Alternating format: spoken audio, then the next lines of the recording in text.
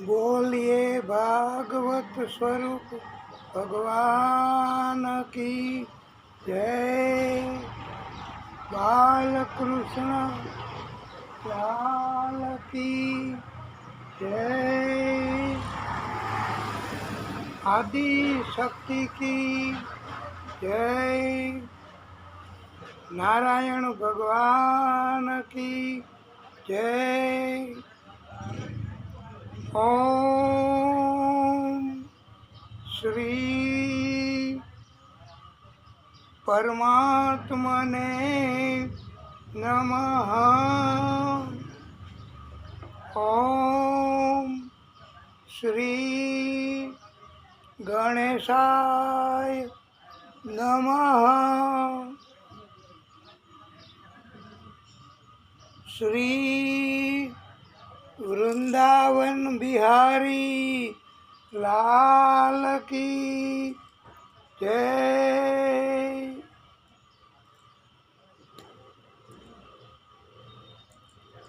विघ्नेश्वराय वरदाय सुरप्रियाय लंबोदराय सकलाय जगत्पिताय नागाननाय श्रुतियज्ञविभूषिताय गौरीसुताय गणनाथ नमो नमस्ते। વાલા ભક્તો, આજે આપણે મંગલાચરણમાં માત્ર સૂર્ય ઉપાસના, સૂર્ય સ્તુતિ અને સૂર્ય જપ, સૂર્ય નારાયણ ભગવાનનું મહત્વ એ જ કહેવાનું છે. ઓમ સૂર્યદેવાય નમો નમઃ. ઓમ અરુણદેવાય નમો નમઃ. આદિભૂતાય નમો નમઃ. આદિત્યાય નમો નમઃ. ઓમ રવિદેવાય નમો નમઃ. ભાસ્કરાય નમો નમઃ. અચ્યુતાય નમો નમઃ. વિશ્વરૂપાય નમો નમઃ.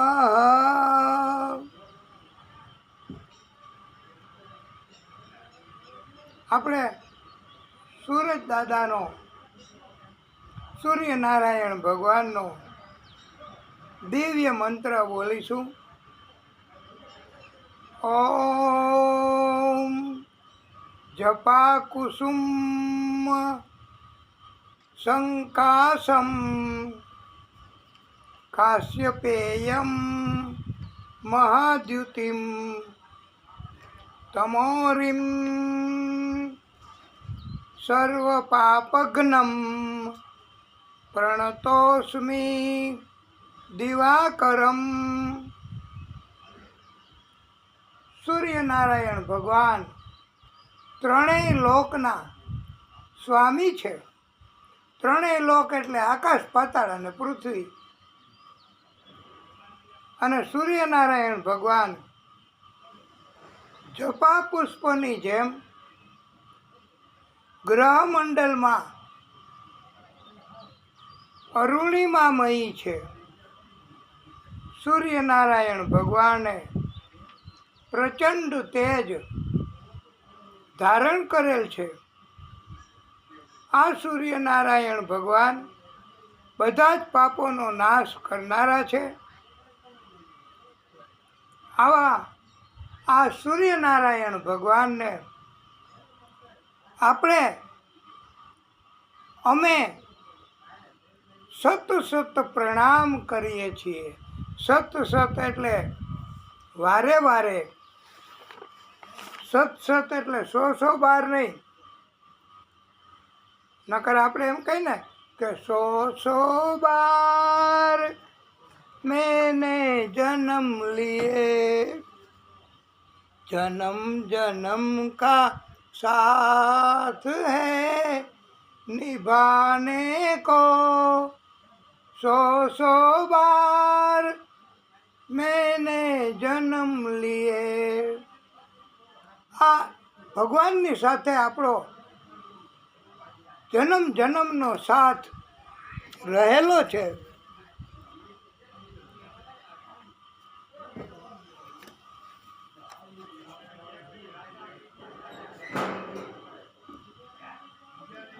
આપણે આજે મંગલાચરણ નિમિત્તે એક સુંદર મજાનું આપને ગમે અને બહુ ઉપદેશ મળે એવું ભજન કીર્તન કરવું છે. અને ભજન કીર્તનથી ભગવાન બહુ રાજી થાય છે અને ભગવાન તાત્કાલિક કૃપા કરી પ્રસન્ન થઈ અને આપણો સંકલ્પ જે કોઈ હોય એ પૂરો કરે છે. આજે આપણે શિવ મહાપુરાણની કથા, એનો આજે 9મો દિવસ, છેલ્લો દિવસ, અને આજે એનો ટાઈમ પણ સવારના સમયનો હતો. અને આમાંથી કેટલા જણા એ શિવ મહાપુરાણની કથા આજના દિવસે સાંભળવા ગયા છે? કોઈ નહીં. હા, અને આજે શિવજીએ વિદાય લીધી અને કથાને વિરામ આપ્યો 9મા દિવસે. શિવ મહાપુરાણની કથા કયો કે ભાગવત કથા કયો કે કોઈ પણ કથા તમે કહો, કોઈ પણ કથા એનું આયોજન કરો, બધી જ કથા એનો ઉપદેશ કરવાનો હેતુ એ જ છે જે આપણે હમણાં આપને બધાને એક ટૂંકમાં ઉપદેશ કહેવાનો છે. આપણે આજની આ કથા નિત્ય ભાગવત અંતર્ગત માત્ર એક શ્લોક બોલી અને કથાને વિરામ આપવાનો છે. કારણ કે હજી આપણે એ આખી મંડળી, આખી ભક્તિભાવવાળી કે જેમણે મહાદેવજીને બહુ ભક્ત અને બહુ ભક્તિ કરાવી આપણને બધાને, આ ભક્તિ એના કારણથી આપણે પણ હજી આપણે આમંત્રિત છીએ. અને તમને લોકોને પણ કદાચ જવાનું હોય તો ભલે, નહીતર આપણે આજે તમે આવ્યા તો નિત્ય ભાગવત અંતર્ગત આપણે કથા એનું મુહૂર્ત કરી લઈએ આજનું. અને આજની કથા આપણે કહીએ પછી બાકીની કથા એ આપણે વિસ્તારથી નહીં કરીએ. એનું કારણ છે કે આજે આપણે માત્ર આટલો જ સમય છે અને એ આપણે આ નિત્ય ભાગવત અંતર્ગત આટલો સમય ભગવાને મંજૂર કર્યો તો આપણે કરી શકીએ છીએ કથા. તો આપણે બધાય આજે ઉપદેશ, કોઈ પણ કથા એનો અંતિમ ઉપદેશ શું હોઈ શકે?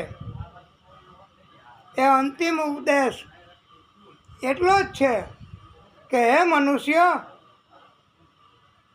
તારા માથે નગારા વાગે મોતના રે, તારા માથે નગારા વાગે મોતના રે નથી એક ઘડીનો નિર્ધાર તોય જાણ્યા નહીં જગદીશને રે મોટા મહેલ મેલીને રાજ મરી ગયા રે મોટા મહેલ મેલીને રાજ મરી ગયા રે એને જાતા ન લાગી વાર તોય જાણ્યા નહીં જગદીશને રે તારા માથે નગારા વાગે મોતના રે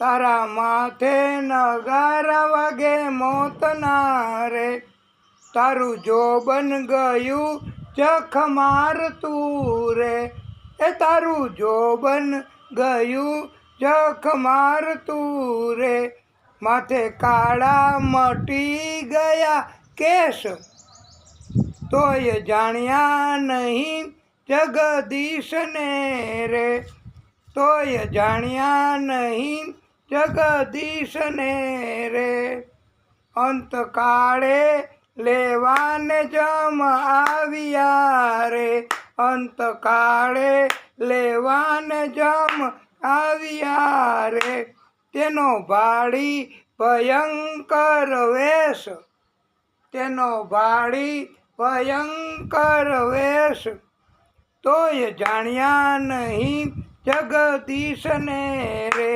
તોય જાણ્યા નહીં જગદીશને રે રોમ કોટી વીછી તણી વેદના રે રોમ કોટી વીછી તણી વેદના રે દુઃખ પામ્યો તું દેવના ચોર દુઃખ પામ્યો તું દેવના ચોર તોય જાણ્યા નહીં જગદીશને રે તોય જાણ્યા નહીં જગદીશને રે તારે માથે નગારા વાગે મોતના રે તારે માથે નગારા વાગે મોતના રે નથી એક ઘડીનો નિર્ધાર તોય જાણ્યા નહીં જગદીશને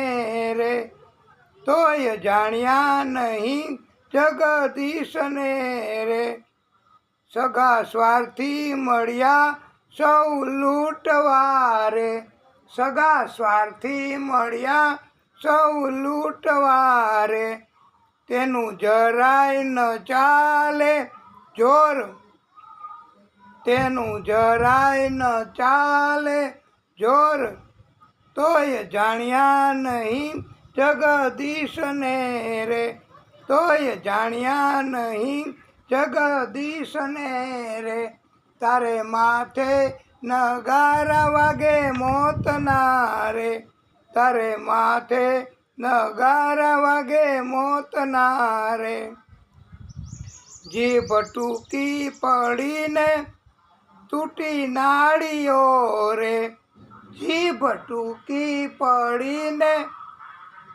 તૂટી નાળીઓ રે થયું દેહ તજવાનું તત્કાળ તોય જાણ્યા નહીં જગદીશને રે તોય જાણ્યા નહીં જગદીશને રે દેવાનંદ કહે ન જાણ્યા મારા નાથને રે દેવાનંદ કહે ન જાણ્યા મારા નાથને રે મળ્યો માણસનો દેહ વિશાલ તોય જાણ્યા નહીં જગદીશને રે તારે માથે નગારા વાગે મોતના રે તારે માથે નગારા વાગે મોતના રે નથી એક ઘડીનો નિર્ધાર તોય જાણ્યા નહીં જગદીશને રે તોય જાણ્યા નહીં જગદીશને રે, તારે માથે નગારા વાગે મોતના રે, નથી એક ઘડીનો નિર્ધાર, તોય જાણ્યા નહીં જગદીશને રે, તોય જાણ્યા નહીં જગદીશને રે. બોલીએ બાલકૃષ્ણ લાલ કી જય. કોઈ પણ કથા, પછી ભાગવત કથા હોય, શિવ મહાપુરાણની કથા હોય, રામકથા હોય, કોઈ પણ કથા હોય જેમાં ભગવાન અને એના ભક્તોની વાત હોય અને એમાં જ્ઞાનની જરૂર તો પડે ને પડે. કથા વાંચવા માટે જ્ઞાન, કથા સાંભળવા માટે અને સમજવા માટે જ્ઞાનની જરૂર પડે છે હો. તો આપણે જ્ઞાન આપે કોણ? એ તો આપને ખબર હશે કે જ્ઞાન કોણ આપે. એ જ્ઞાન આપણને આપે છે એ માતા સરસ્વતી આપે છે હો. નાના બાળકોને જ્ઞાન, યુવાનોને જ્ઞાન, મોટી ઉંમરનાને જ્ઞાન, ગડપણને જ્ઞાન, કોઈ પણ ઉંમર મનુષ્યને જ્ઞાન, પશુ પક્ષીઓને સમજણ જ્ઞાન આપે કોણ? એ આ પરમ કૃપાળુ આદિશક્તિ અને એનું પ્રાગટ્ય છે માતા સરસ્વતી સ્વરૂપે. એટલે માતા સરસ્વતી એ આપણને જ્ઞાન આપે છે. આપણે એમને પ્રાર્થના કરીશું માતા સરસ્વતીની. તો તમે પણ સાથે સાથે બોલાય તો બોલજો, નહીતર બે હાથ જોડીને પ્રાર્થના કરજો. યા કુંદેન તુષારહાર ધવલા, યા શુભ્ર વસ્ત્રાવૃતા,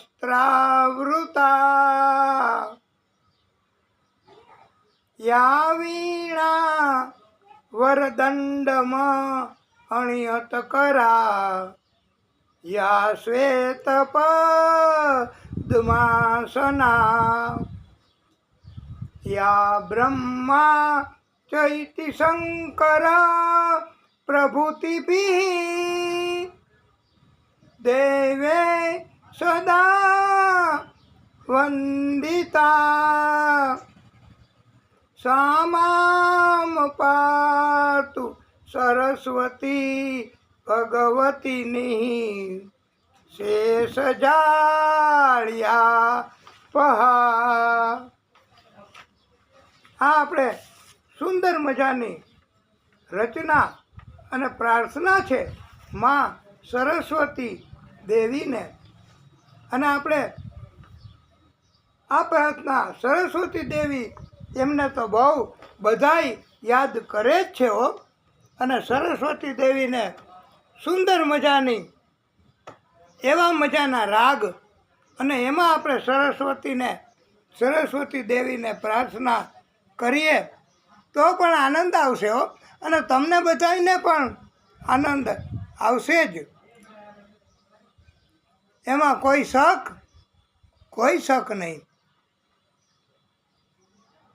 હું કરું વિનંતી માં આપને, હું કરું વિનંતી માં આપને, કે સુધારજો મારી મતી, માં સરસ્વતી માં ભગવતી, માં સરસ્વતી માં ભગવતી. હું કરું વિનંતી માં આપને, કે સુધારજો મારી મતી, માં સરસ્વતી માં ભગવતી, માં સરસ્વતી માં ભગવતી. આપણે આ નિત્ય ભાગવત અંતર્ગત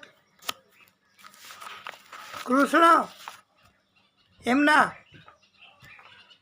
8 વિવાહ અષ્ટપત્રાણી એ 8 વિવાહ આપણે કર્યા. હવે ફટાફટ ઝડપથી આપણે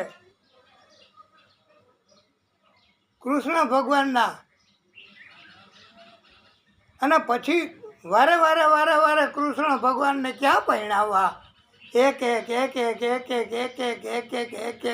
કારણ કે આપણને ખબર છે.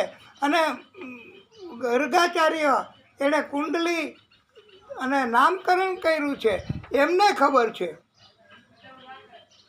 કે આ ભગવાન કૃષ્ણ એમને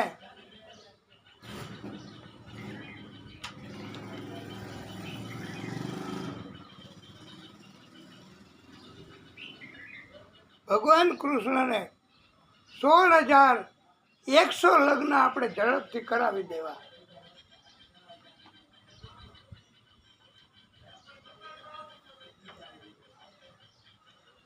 ભૌમાસુર નામનો મહાપરાક્રમી રાજા હતો.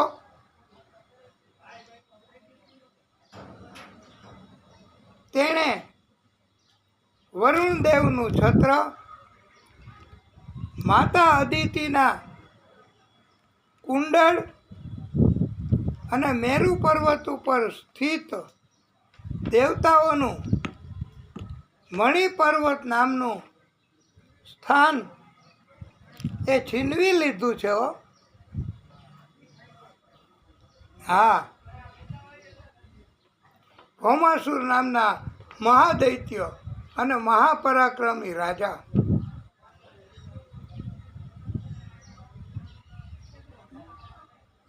બધાના રાજા ઇન્દ્ર એ દ્વારકામાં આવ્યા. ઇન્દ્રએ કૃષ્ણને બધી વાત કરી. દેવો પણ આવ્યા.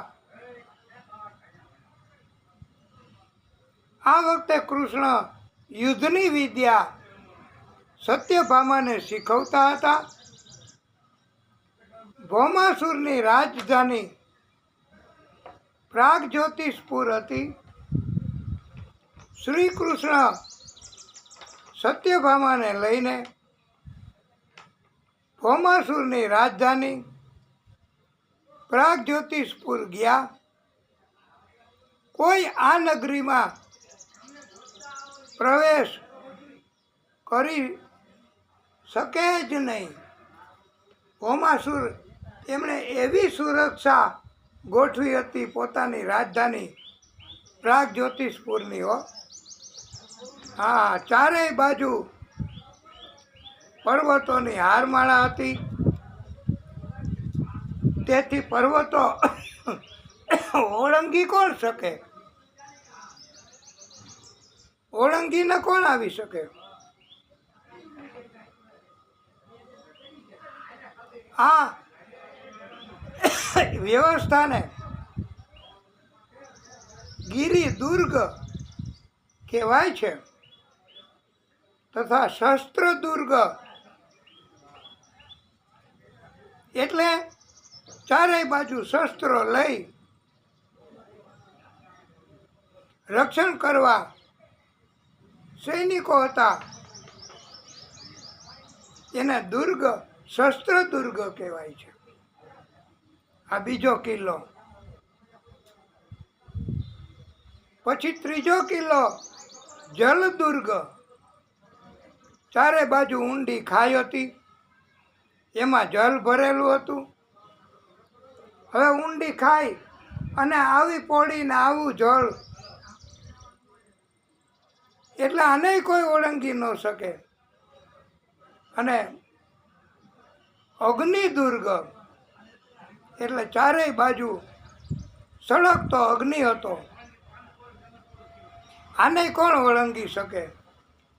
એટલે આવી રીતે સુરક્ષા પોતાની નગરી પ્રાગ જ્યોતિષપુરની કરી છે.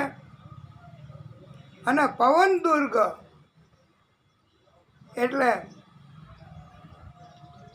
એ કિલ્લો, એ દુર્ગ, એમાં ચારેય બાજુ વાયુ તથા ધૂળની ડમરીઓ હતી. આ દુર્ગને કેમ ઓળંગવો? અને એના પછી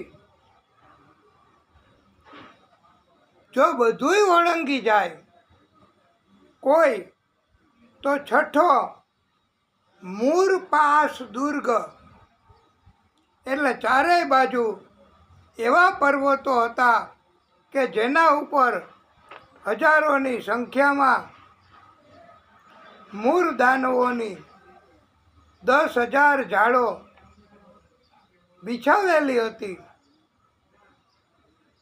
હવે આ 6 કિલ્લાઓ પાર કરે પછી જ ભૌમાસુરની રાજધાની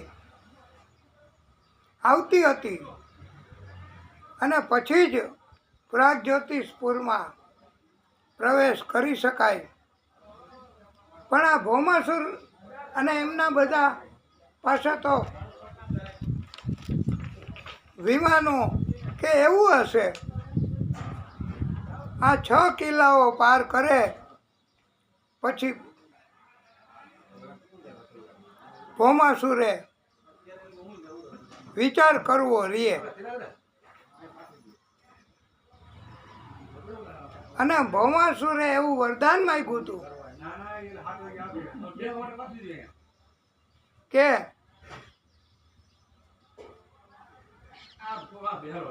આદિશક્તિનું પ્રાગટ્ય હોય. આદિશક્તિએ અવતાર ધારણ કર્યો હોય અને એની પત્નીને લઈ અને યુદ્ધ કરવા આવે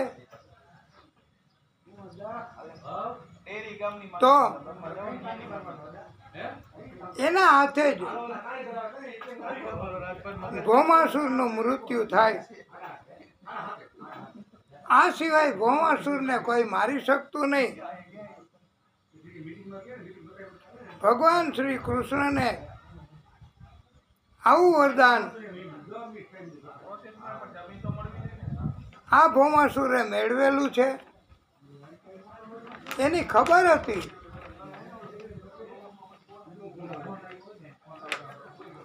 ભગવાન શ્રી કૃષ્ણ આદિશક્તિનું પ્રાગટ્ય અને એની પત્ની સત્યભામા, એને યુદ્ધ વિદ્યા એનો શોખ હતો. કૃષ્ણ શીખવેલી હતી યુદ્ધ વિદ્યા. એટલે સત્યભામાને કૃષ્ણ એમણે સાથે લીધા કે હાલો દેવી યુદ્ધ કરવા જવું છે ને?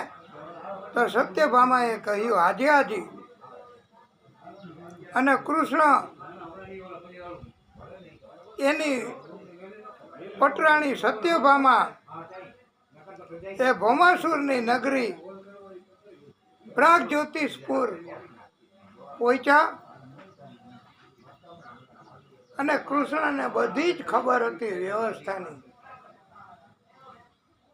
ભૌમાસુર દૂર દૂર જઈ એ ધંધો શું કરતો, પ્રવૃત્તિ શું કરતો, એના વિશે થોડું કહ્યું છે કે ભૌમાસુર વિમાન માર્ગે જાતો પોતાની પ્રાગજ્યોતિષપુર નગરીની બહાર, અને જ્યાં ક્યાંય સુંદર મજાની કન્યા જોવે તો એવી કન્યાને ઉપાડી આવતો, હરણ કરી આવતો અને આ નગરીમાં લઈ આવતો. આ નગરીમાં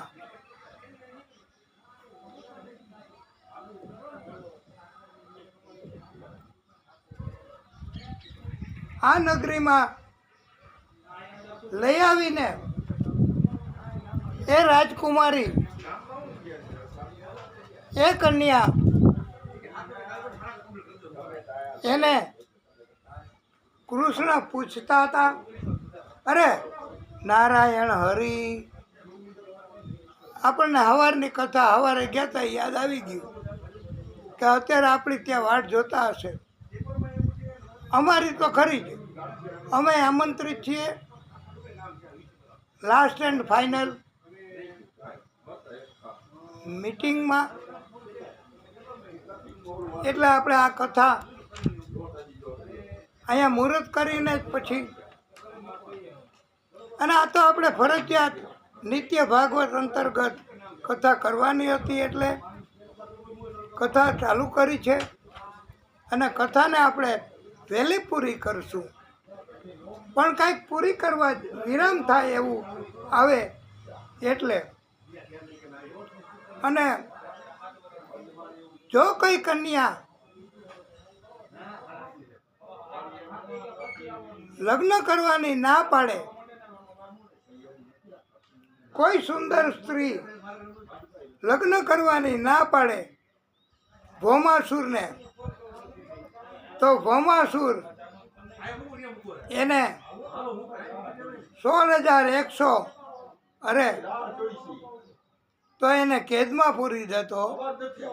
હવે આ પણ આજે પણ ભગવાન કરાવશે બસ, બાકી તો નારાયણ હરિ.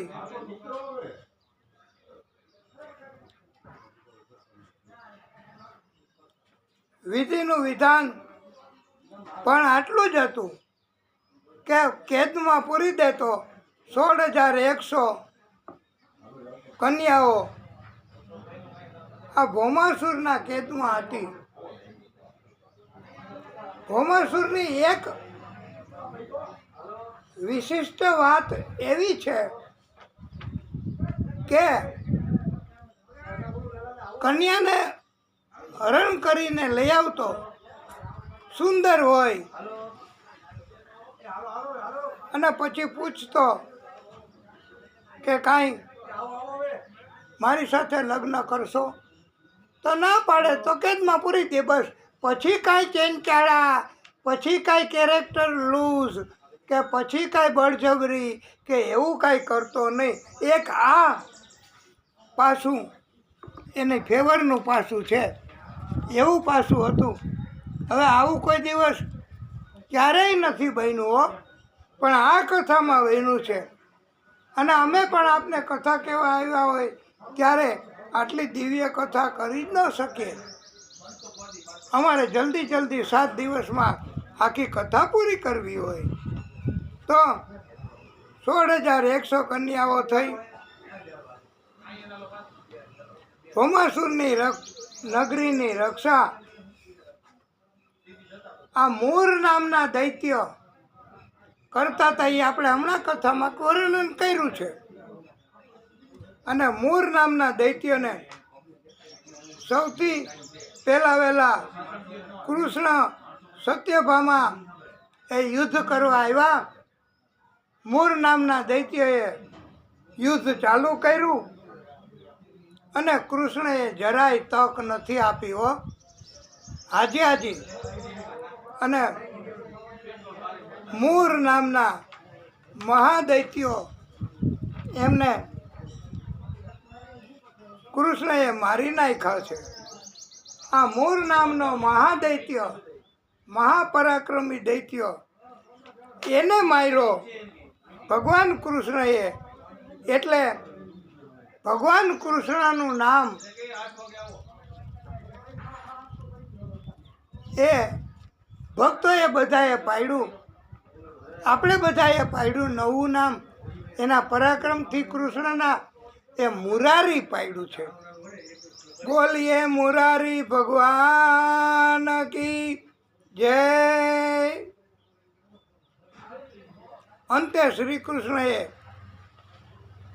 ભૌમાસુરને પણ મારી નાખ્યો છે. અને જેની વસ્તુ ભૌમાસુર લૂંટી લાવ્યો હતો આ કન્યાઓ સુંદર સ્ત્રીઓ ઉપરાંત પણ બધી વસ્તુઓ લૂંટીને લઈ આવ્યો હતો સ્વર્ગ અને બધા દેવો અને બધા પાસેથી. કૃષ્ણએ ભૌમાસુરને કોઈ તક આપ્યા વગર તાત્કાલિક મારી નાખ્યો છે.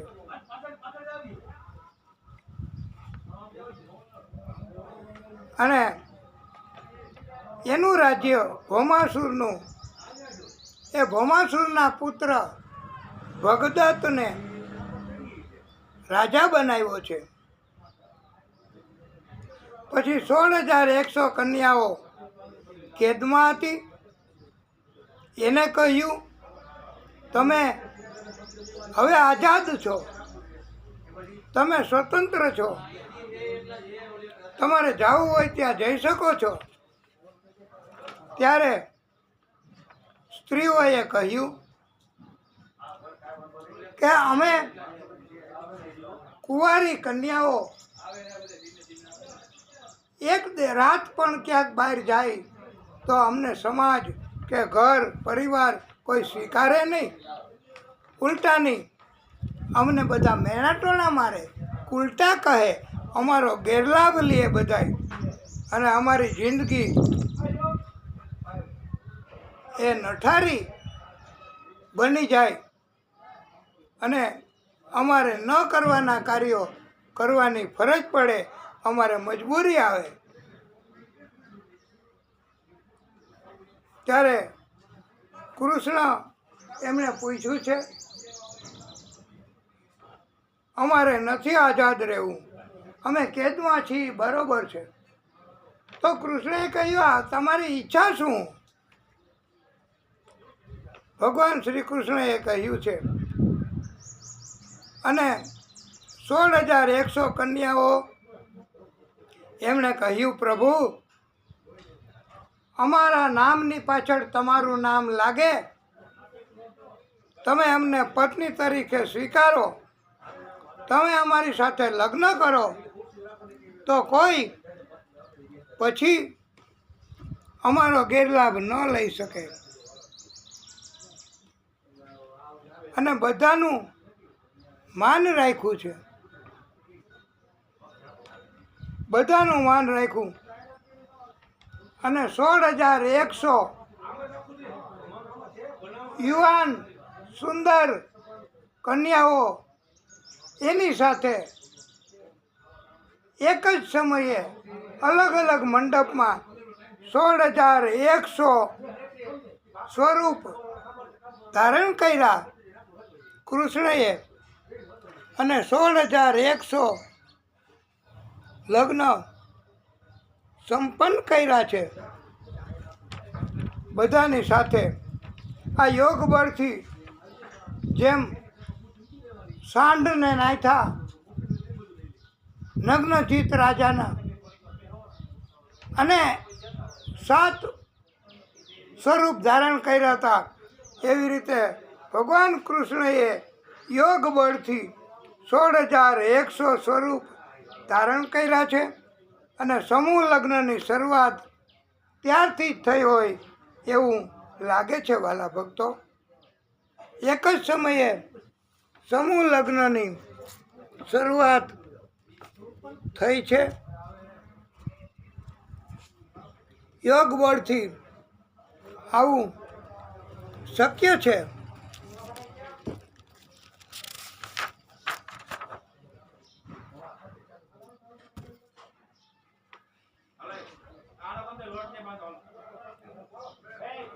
કૃષ્ણના કેટલા લગ્ન? 16,108 થયા. અને કુબજા એને એક રાતનું તો સુખ આપ્યું, તો 16,108. અને રાધાજી એની સાથે લગ્ન થયા છે પણ ભાગવતમાં એનો ઉલ્લેખ નથી. એટલે રાધાજીના લગ્ન પણ કૃષ્ણ સાથે થયા છે. એટલે 16,109 લગ્ન અને પત્નીઓ થઈ છે આપણા કૃષ્ણની. એક કીર્તનમાં પણ આવે છે કે રાધાજીની સાથે લગ્ન કરાવી દે માં. राधिका गोरी से बीरज की छोरी से मैया करा दे मेरो ब्याह. આ રીતે કૃષ્ણની ઈચ્છા બાળપણથી જ પૂરી કરવા રાધા સાથે લગ્ન કરવાની હતી. અને ગર્ગ સંહિતામાં પણ ગર્ગાચાર્યએ કૃષ્ણ તથા રાધાજીના વિવાહ કરાવ્યા હતા. એ કથા પણ કહેવામાં આવી છે. બ્રહ્માજીએ કન્યાદાન રાધાજીનું કરાવ્યું હતું એ પણ આવે છે. એટલે રાધાજી સાથે કૃષ્ણના વિવાહ થયા હતા એ કથામાં આવે છે. અને બીજું એક કીર્તન પણ સુંદર મજાનું છે, એ આપણે પછી કરશું. અને હવે આપણે એટલું યાદ રાખજો કે 16,109 લગ્ન અને 16,109 પત્ની કૃષ્ણની થઈ છે. હવે આપણે આ કથાને અહીંયા વિરામ આપીશું. પછી આગળની કથા કરીશું.